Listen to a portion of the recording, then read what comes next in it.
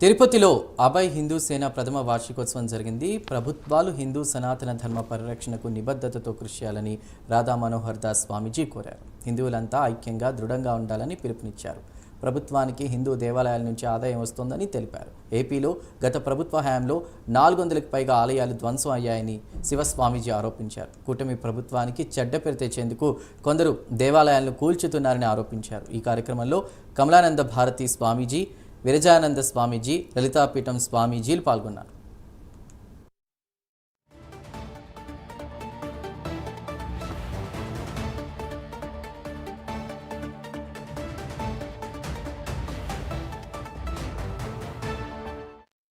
విజయవాడ కేంద్రంగా దుర్గా మల్లేశ్వర స్వామి దేవస్థాన పాదాల చెంతన అభయ్ హిందూ సేన అనే పేరుతో ఒక ట్రస్ట్ని ఏర్పాటు చేసి ఆంధ్ర రాష్ట్రంలో ఉన్న అన్ని జిల్లాల్లో కూడా పర్యటిస్తూ ఎక్కడైతే హిందూ సమాజం మీద దాడులు జరుగుతున్నాయో, మత మార్పులు జరుగుతున్నాయో, అలాగే భూములు కబ్జా జరుగుతున్నాయో, ఎక్కడైతే భయ ఆందోళనకు గురి ఉన్నారో వారికి అభయాన్ని ప్రసాదిస్తూ అభయ్ హిందూ సేన పనిచేస్తూ ముందుకు సాగుతుంది.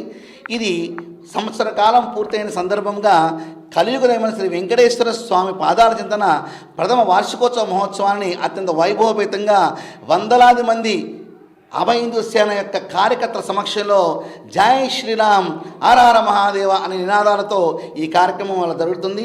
దీని ద్వారా సమాజంలో మరింత స్ఫూర్తిదాయకంగా పనిచేయాలని ఈ యొక్క వేదిక కేంద్రంగా పూజ్య మఠపీఠ ఆశ్రమపతులు సమాజానికి ధైర్యాన్ని, భరోసాని ఈ వేదిక ద్వారా ఇవ్వడం జరిగింది.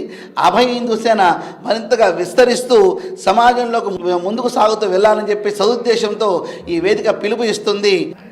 ఈ వార్షికోత్సవం చేసుకోవడం, హిందూ బంధువులందరూ రకరకాల ప్రాంతాల నుంచి రావడం, గతంలో మేము చేసిన కార్యక్రమాల గురించి ఇక్కడ చెప్పగలగడం, చేయబోయే కార్యక్రమాలు కూడా చెప్పగలగడం అందుకంటే ఆనందకరం.